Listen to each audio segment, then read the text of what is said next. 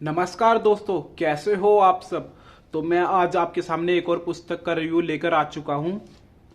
आइए इस पुस्तक पर चर्चा करते हैं। विवेकानंद की आत्मकथा। ये स्वामी विवेकानंद जी का चित्र है। विवेकानंद की आत्मकथा। मुखबंद और संपादन है शंकर। अनुवाद है सुशील गुप्ता। प्रभात प्रकाशन। इसका मूल्य मुझे अमेजोन से पड़ा था 350 रुपीज। पराकथन। महापुरुष या महामानव को जानने का सबसे श्रेष्ठ उपाय है उन लोगों द्वारा लिखित या मुख द्वारा निश्चित वाणियां। यह सब अगर उपलब्ध हो तो दूसरों के कहे का कोई मतलब नहीं होता। यह बात हमारे आदरणीय अध्यापक हावड़ा विवेकानंद इंस्टीट्यूशन के हेडमास्टर श्री सुधांशु शेखर भट्टाचार्य कहते थे। अफसोस की बात यह है कि देश के बहुतरे महामानवों ने अपने बारे में कुछ नहीं लिखा। समय की अवहेलना और आलस्य लांघकर उन लोगों को लिखी चिट्ठियां भी उपलब्ध नहीं है। इसलिए सुनी सुनाई बातों के अलावा हमें खास कुछ उपलब्ध नहीं होता। स्वामी विवेकानंद का जीवन नितांत क्षणस्थायी होने के बावजूद सौभाग्य से विभिन्न समय में लिखी गई अजसरत पन्नावाली चर्चा, परिचर्चा, संस्मर, हंसी ठिठोली, भ्रमण वृत्तांत और रमे रचनाओं के संभार से हम वंचित नहीं हुए हैं। इससे भी ज्यादा सुखद बात यह है कि उनके महाप्रयाण के एक शताब्दी बाद भी अनेक अप्रत्याशित सूत्रों से अनगिनत विस्मयकारी तथ्य आज भी आविष्कृत हो रहे हैं। मसलन स्वामी जी की पत्रावली उद्बोधन में प्रकाशित पत्रावली के तीसरे संस्करण में पन्नों की संख्या 434, लेकिन पुष 1334 बंगला संवत में प्रकाशित चौथे संस्करण में इन पन्नों की संख्या 576 हो गई है। इनमें 153 पत्र बंगला में, 418 पत्र अंग्रेजी में, 3 पत्र संस्कृत में और 2 विशुद्ध फारसी में हैं। बंगला में प्रकाशित पत्र नहीं खत्म नहीं होते। इनका प्रमाण है अंग्रेजी भाषा में प्रकाशित the complete works of Swami Vivekananda ग्रंथ का 9वां खंड है। हाल ही में उस खंड में 227 महत्वपूर्ण पत्र मुद्रित हुए हैं जो निश्चित ही चौंकाने वाले हैं। अंग्रेजी में प्रकाशित द कंप्लीट वर्क्स के विवरण के मुताबिक अभी तक स्वामी जी के कुल 777 पत्र हमारी नजर में आ चुके हैं। कुछ विशेषज्ञों का अनुमान है कि स्वामी जी का द्वारा लिखित पत्रों की संख्या 1000 से भी अधिक होगी। और भी कई तथ्य गौर करने लायक है। पत्रावली में संकलित स्वामी जी का पहला पत्र जो बनारस के श्री परमदास मित्र को लिखा गया है 12 अगस्त 1888 को डाक में डाला गया था। काशीपुर के उद्यान वाटिका में श्री रामकृष्ण के तिरोधान के बाद भी सन्यासी विवेकानंद का सविनय हस्ताक्षर मिलता है। दास नरेंद्र उन दिनों उनका अस्थायी ठिकाना था काला बाबू का कुंज वृंदावन। उनकी इच्छा थी कि वे जल्दी हरिद्वार चले जाए, इसलिए वे परिचय पत्र की तलाश में थे। हरिद्वार में अगर अपनी जान पहचान का कोई हो, कृपया उनके नाम कोई पत्र दे दे तो विशेष अनुग्रह होगा।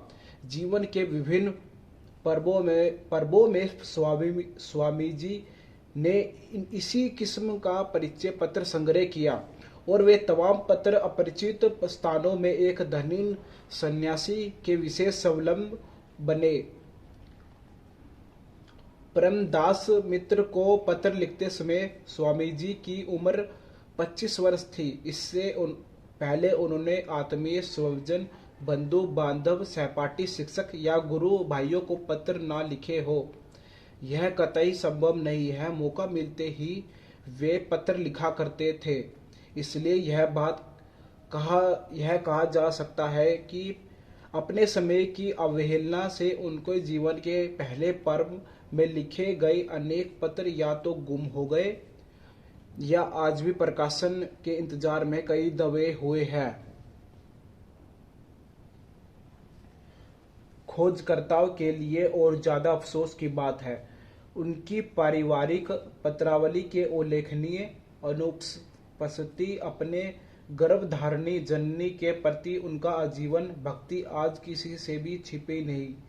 अपनी दादी भाई बहनों के बारे में उनकी चिंता और दुश्चिंता तथा उन लोगों की रक्षा के लिए उनकी लगातार कोशिश सन्यासी विवेकानंद के जीवन का एक अलौकिक लेकिन विवादित अध्याय रहा है।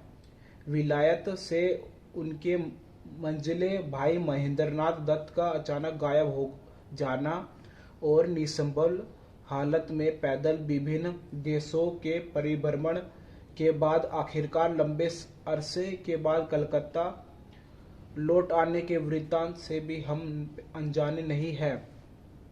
हम इस बारे में स्वामी जी के गहरे दुख और घोर परेशानी से भी परिचित है। महेंद्रनाथ एकदम से गायब हो गए और उसके बाद उन्होंने घर वालों को यहाँ तक कि अपनी माँ को भी कोई पत्र नहीं लिखा।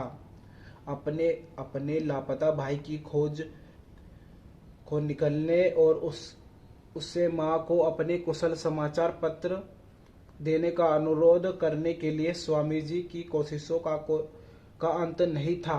ऐसे समय में सुदूर प्रवास से सन्यासी संतान ने अपनी प्यारी माँ को पत्र ना लिखा हो, इस बात का विश्वास नहीं होता। अब सवाल यह उठता है कि उन पारिवारिक पत्रों की क्या दशा हुई।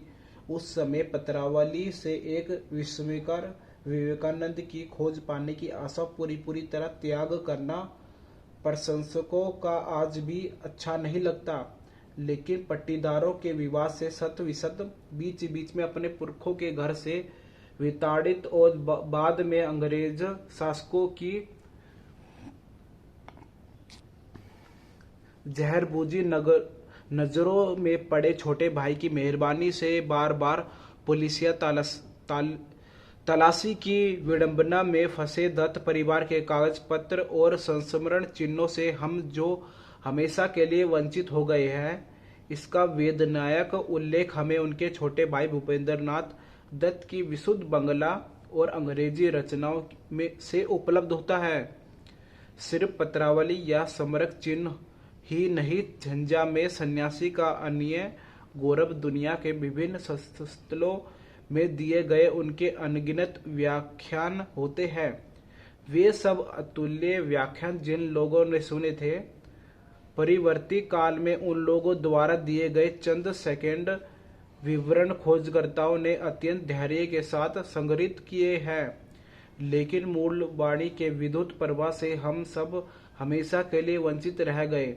मामूली सा जो उपलब्ध है वह गुडविन नामक अंग्रेजी शॉर्ट हैंड लिपिकर की निष्ठा और असाधारण निपुणता की वजह से यही सलामत प्राप्त हो सका, और इसके लिए हम लोग इस विदेशी व्यक्ति के हमेशा कृतज्ञ रहेंगे।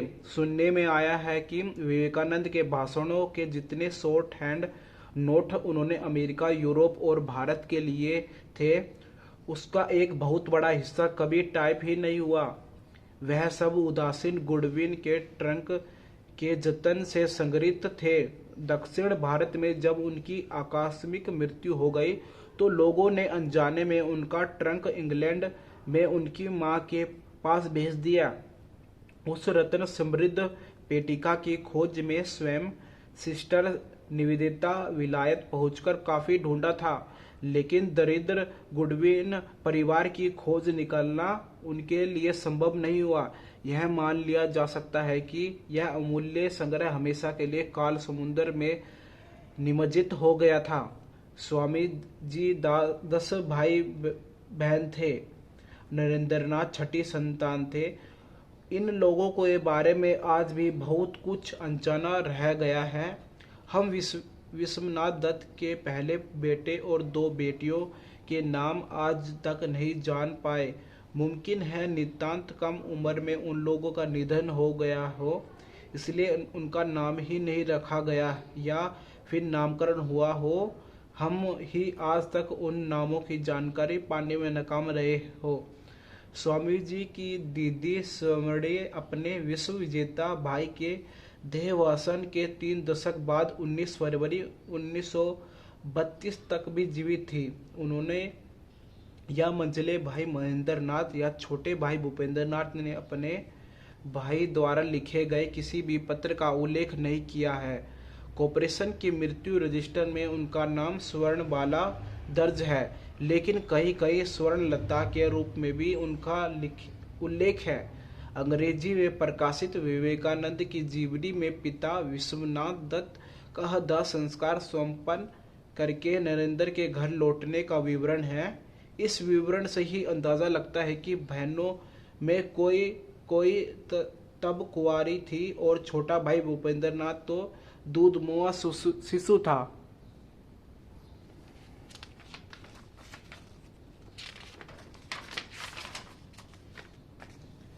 बहनों के विवाह में किसने क्या भूमिका निभाई, धन कहाँ से आया, यह भी खासा अस्पष्ट है। यह खबर तो और भी अंधेरे उजाले से भरपूर है कि एक नहीं दो बहनों की नितांत कम उम्र में अपनी अपनी ससुराल में दुखद मृत्यु हो गई।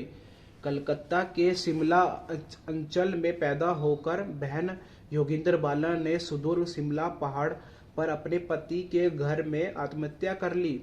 बालिकावस्था में लड़कियों के विवाह के मामले में स्वामी जी के आजीवन किस हद तक कटु और विशुद्ध मनोभाव रखते थे, उनके पत्र इसके गवाह थे।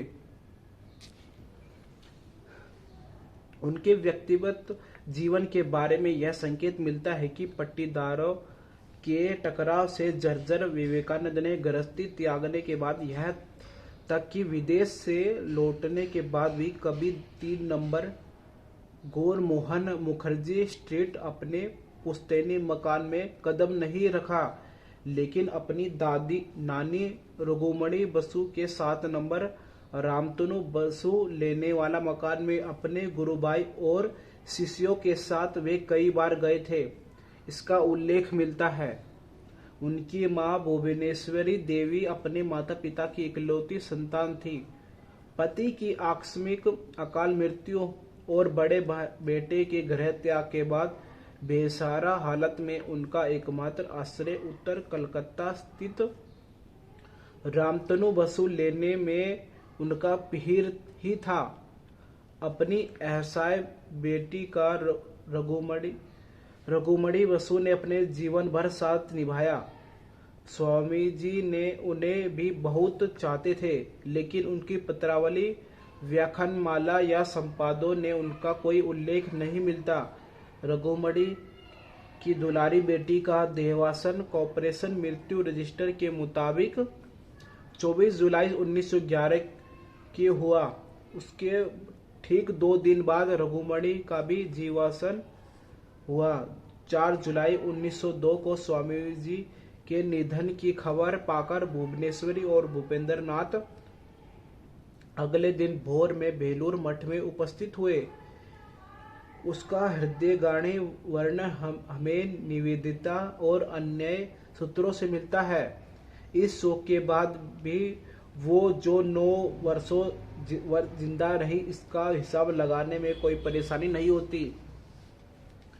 उनकी आकस्मिक मृत्यु से उनकी मां की क्या हालत होगी, उसका भरण पोषण कैसे होगा, इसका मर्मस्पर्शी वर्णन मृत्यु पथ यात्री स्वामी जी के इस खत में मिलता है, जो उन्होंने खेतड़ी के महाराज को लिखा था। इन पन्नों की रोशनी में आने में काफी समय लगा है और इसके लिए हम डॉक्टर वेडी शंकर शर्मा और खेतड़ी संग्रहशाला के कृतज्ञ हैं। सौभाग्यवश स्वामी जी के जीवन की बड़ी बड़ी समस्याओं के मामले में हमें दूसरों का मुख्य पेशी नहीं होना पड़ता। उनकी पत्रावली, आत्मकथा और स्पष्टवादिता ने हमें यथेष्ट किया है। इसके अलावा अदालत के कागजात झूठ नहीं बोलते। मसलन 11 अगस्त 1886 को श्री रामकृष्ण परमहंस के देहावसान से कुल 4 दिन पहले कलकत्ता हाईकोर्ट में लेटर्स ऑफ एडमिनिस्ट्रेशन के लिए भुवनेश्वरी के आवेदन पत्र में भुवनेश्वरी दासी का बंगला में हस्ताक्षर और उसके नीचे पुत्र नरेंद्र नाथ का अंग्रेजी में हस्ताक्षर मिलता है। इस आवेदन के समय नरेंद्र नाथ की उम्र 22 वर्ष की थी। हाईकोर्ट में संरक्षित रिपोर्ट से हमें पता चलता है कि इस आवेदन में दत्त परिवार की अटॉर्नी सुरेंद्र नाथ दास थे। नरेंद्र जन्ने के शिनाख्त कालीचंद्र दत्त ने की थी और अंग्रेजी आवेदन की बंगला व्याख्या अविनाश चंद्र घोष ने सुनाई थी। आवेदन पत्र में नरेंद्र नाथ का नाम नरेंद्र नाथ दत्त लिखा था, लेकिन हस्ताक्षर करते वक्त नरेंद्र नाथ ने नरेंद्र नाथ दत्त का नाम लिखा था। पिता विश्वनाथ दत्त की कोई तस्वीर किसी संग्रह में भी उपलब्ध नहीं है। हालांकि यह विश्वास नहीं होता कि ऐसे शौकीन मिजाज धनी वकील की कलकत्ता या रायपुर या लखनऊ या शिमला में कोई तस्वीर नहीं खिंचाई गई होगी। अगर कुछ मौजूद है तो अदालत के रिकॉर्ड में विश्वनाथ दत्त का अंग्रेजी में हस्ताक्षर 14 मार्च 1886 को उन्होंने हाईकोर्ट के प्रधान जज वर्नेस पिकॉक को अटॉर्नी और प्रोटेक्टर के तौर पर सूचीमुक्त होने के लिए आवेदन किया था। शब्दकोश के मुताबिक प्रोटेक्टर शब्द का अर्थ है मुकदमे का तदबीरकर्ता, आम मुख्तार। उस वक्त नरेंद्र नाथ 3 साल के थे। कलकत्ता हाईकोर्ट के रिकॉर्ड के मुताबिक पिता विश्वनाथ दत्त का निधन 24 फरवरी 1884 को हुआ, लेकिन कलकत्ता कॉर्पोरेशन की मृत्यु रजिस्टर के मुताबिक उनकी मृत्यु का दिन शनिवार 23 फरवरी दर्ज है। इस रिकॉर्ड पर नरेंद्र नाथ दत्त का अंग्रेजी में हस्ताक्षर है। उनकी पत्रावली में या चर्चा संवाद में विश्वनाथ दत्त के बारे में ज़्यादा कुछ उल्लेख नहीं मिलता, लेकिन एक जगह उन्होंने स्वीकार किया है कि जन्म से ही उन्होंने हृदय और मेधा अपने पिता से प्राप्त हुई है। एक और महत्वपूर्ण विषय में स्वामी जी पूर्णतः खामोश है, लेकिन उनके छोटे भाई भूपेंद्र नाथ ने एक लंबे समय बाद अपनी जीवन संध्या में स्वामी विवेकानंद नामक पुस्तक के पहले संस्करण की पृष्ठ संख्या 101 में एक विस्फोटक मंतव्य किया है। उनके पिता ने सुलोचना नामक एक बंगला उपन्यास लिखा था, लेकिन आर्थिक तंगी की वजह से उन्होंने यह पुस्तक अपने रिश्ते के चाचा श्री गोपाल चंद्र दत्त के नाम से प्रकाशित कराई थी। भूपेंद्र की राय में वह पुस्तक सन 1880 में प्रकाशित हुई थी, लेकिन विभिन्न संग्रहशालाओं यहाँ तक कि सुदूर यूरोप में खोज खबर लेते हुए हाल ही में पता चलता है कि उस पुस्तक का प्रकाशन 1882 में हुआ, जब नरेंद्र नाथ की उम्र 19 वर्ष की थी और उन्होंने तब तक बीए की परीक्षा नहीं दी थी।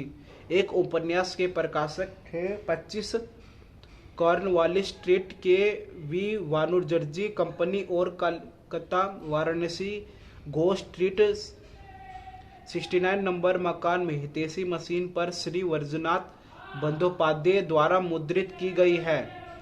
इस देश में दुर्लभ इस किताब के विस्तृत विवरण विदेश से ले आने के बाद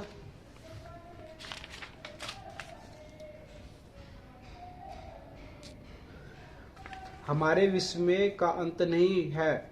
यह उपन्यास या शिमूल्य के दत्त लोगों के अंतर्महल की कहानी है। सन 2006 में पुनः प्रकाशित यह पुस्तक यद्यपि दत्त परिवार पर नए सिरे से आलोकपात करती है, मगर नरेंद्र नाथ जिंदगी भर इस लेखक के बारे में खामोश ही रहे। खैर, इस बारे में किसी को दोष भी नहीं दिया जा सकता, क्योंकि कहानी उपन्यास तो दूसरों के मुख से ही सुनी बातें होती है। फिर भी यह समझने में कतई कोई असुविधा नहीं होती कि सुलोचना उपन्यास में पिता विश्वनाथ दत्त ने एक नहीं दो चरित्रों में बार बार झांका है। एक और नायक रामहरि के इकलौते बेटे सूरनाथ के चरित्रकान के वक्त भी ऐसा ही किया है, लेकिन औरों के मुंह से कही बातों में ढेरों बाधाएं भी मौजूद होती है। इस युग के पाठक तो महामानव के श्रीमुख से निस्तृत अनुभवों और जानकारी की बात सीधे सीधे सुनना चाहेंगे। ऐसी आत्मकथा स्वामी जी विवेकानंद के मामले में निहांत जरूरी होने के बावजूद उसकी खोज, उसका संग्रह और संकलन नितांत आसान काम भी नहीं है। अब प्रस्तुत संग्रह की बात सन 1963 में स्वामी जी के शतवर्ष पर प्रकाशित एक अंग्रेजी पुस्तक की खबर पाकर हम परम विस्मित है। उस समय मैं विश्व विवेक नामक एक और पुस्तक रचना में जुटा हुआ था, जिसके मुख्य प्रेरणा स्रोत थे शंकरी प्रसाद बसु, जिन्होंने बाद में विवेकानंद संबंधी शोध कार्य में समूचे भारत में ख्याति अर्जित की। उस अंग्रेजी पुस्तक का नाम है स्वामी विवेकानंद ऑन हिमसेल्फ। इसके संकलनकर्ता एक सर्वत्यागी सन्यासी है जो अपने नाम तक जाहिर करने के अनुच्छुक रहे। यह पुस्तक स्वामी विवेकानंद शतवार्षिकी कमेटी के सेक्रेटरी स्वामी सुबोधनाथ द्वारा प्रकाशित की गई है। Ramakrishna mission institute of culture के अध्ययन कक्ष में इस अंग्रेजी संग्रह ने मुझे मुग्ध कर दिया। जाहिर है कि मैंने बहुत सारी जगह से इस संकलन का उल्लेख किया है। वर्षों दुष्प्राय रहने के बाद मई 2006 में स्वामी बोधसानंद के प्रोत्साहन में यह पुस्तक विस्तृत आकार में अद्वैत आश्रम से द्वारा प्रकाशित हुई। पहले संस्करण की भूमिका में के मुताबिक अपना नाम जाहिर करने के अनुच्छुक उक्त सन्यासी ने स्वामी जी की विभिन्न पुस्तकों से आत्मकथा कुछ एक उक्तियों का संग्रह शुरू किया। यह पांडुलिपि किसी समय बंबई रामकृष्ण मिशन के वरिष्ठ सन्यासी के हाथों में पहुंची।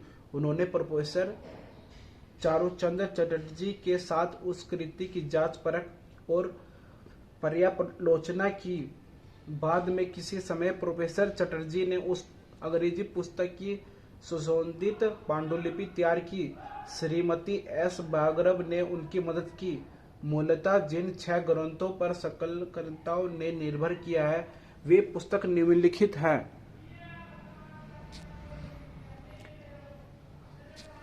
The complete works of Swami Vivekananda, खंड 1 से 8 तक। The gospel of Shri Ramakrishna, the great master, the master as I saw him, the life of Swami Vivekananda by his Eastern and Western History's News History's Swami Vivekananda in America। Swami Vivekananda on himself पुस्तक की अद्वैत आश्रम संस्करण में मई 2006 नए तथ्य सूत्रों का उल्लेख किया गया है।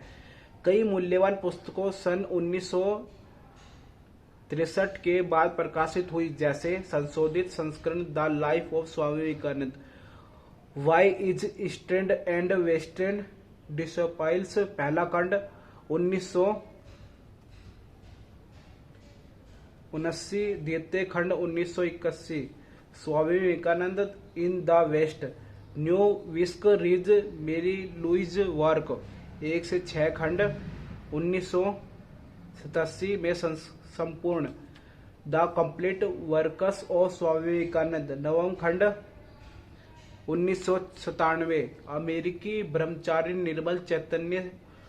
अब स्वामी महायोगानंद ने विशेष धैर्य के साथ इन पुस्तकों से नए नए तथ्य संग्रह किए और पुस्तक से में संयोजन किया। ऐसा ही एक अभिनव पुस्तक बंगला पाठकों के लिए उपयोगी बनाने में मेरा आग्रह देखकर श्री अरुण कुमार दे मेरी मदद के लिए आगे आए।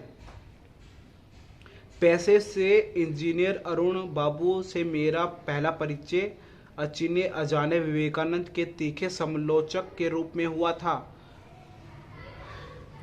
बाद में वे प्रशंसक लेकिन नितांत सतर्क पाठक बन गए। बंगला संस्करण की प्रस्तुति आसान काम नहीं थी। पहला काम तो था विभिन्न सूत्रों से हजार उक्तियां का संधान। हर बार बंगला भाषांतर आसानी से नहीं मिलता, इसलिए बार बार अनुवाद करने की जरूरत पड़ी। कई कई नए तथ्य या उद्धृत का संयोजन भी आश्चर्यवादी हो उठा। बंगला में तमसन और बोलचाल की भाषा की एक संग उपस्थिति किसी हद तक चिंता की वजह बन गई। अंग्रेजी से अनुवाद करके जहाँ तक संभव हुआ उसका मुकाबला किया गया, लेकिन उनकी मूल बंगला रचनाओं में जहाँ तमाम भाषा का प्रयोग किया गया है उसे हरगिज स्पर्श नहीं किया गया। चंडाली दोष की उपस्थिति की बात सोचकर भी नवनतम निवेदन में जिन सब अतिरिक्त पुस्तकों में कुछ कुछ लिया गया उनके उल्लेखनीय है युग नायक विवेकानंद 1 से 3 खंड, स्वामी विवेकानंद। लंदन में स्वामी विवेकानंद 1 से 3 खंड, महेंद्र नाथ दत्त। स्वामी जी को जिस रूप में लिखा, मिस्टर निवेदिता।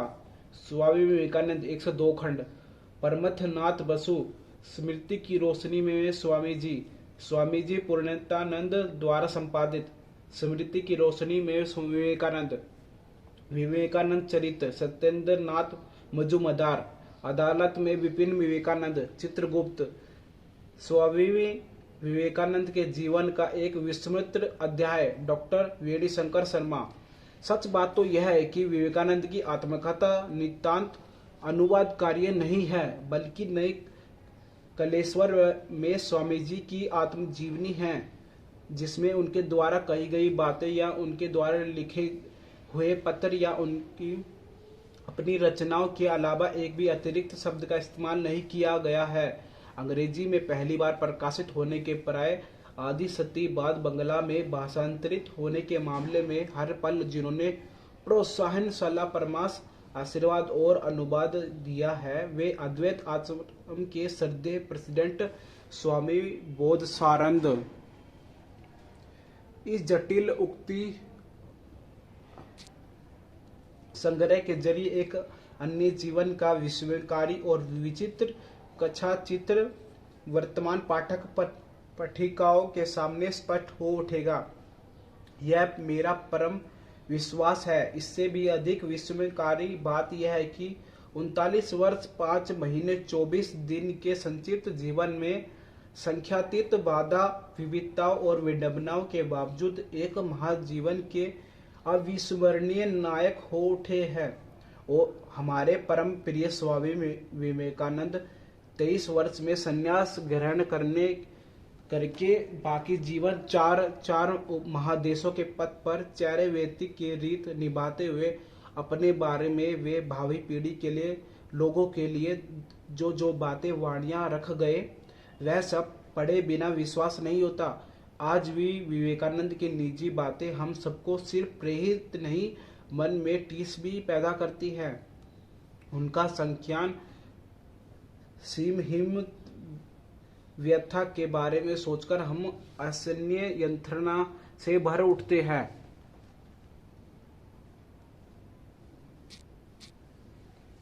इस काल के और आगामी काल के जो सब मन से सब विभिन्न रूप से विभिन्न कारणों से दुख जर्जर होंगे, जब उन लोगों की आंखों के सामने निराशा का अंधकार उतर आने की आशंका नजर आने लगेगी, जब विवेकानंद की यह आत्मकथा उन सभी लोगों को प्रोत्साहित करेगी और किसी किसी क्षेत्र में भटके लोगों का मार्गदर्शन भी करेगी, इस बारे में मुझे संदेह नहीं है।